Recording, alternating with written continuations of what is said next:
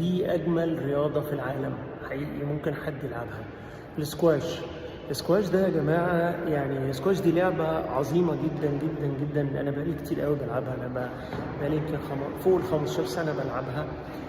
لعبة بتخليك دايما جسمك ثابت، عندك سرعة رد فعل عالية جدا، بتقدر تاخد قرارات في جزء من الثانية، عندك صبر، عندك طموح، عندك قوة إرادة. الملعب الصغير اللي انتوا شايفينه ده بيحصل فيه جري غير طبيعي وعرق غير طبيعي.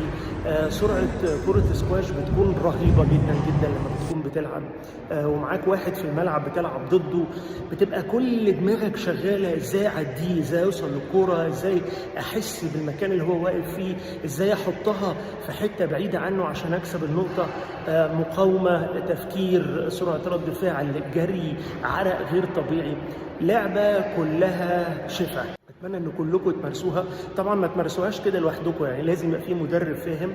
وعلى فكرة ما يفرقش السن، ابدأ في اي وقت، ابدأ في اي سن، هتستمتع وهتحب اللعبة دي وهتغير حياتك تماما تماما تماما على المستوى البدني، على المستوى النفسي، على المستوى الروحي. السكواش رياضة عظيمة.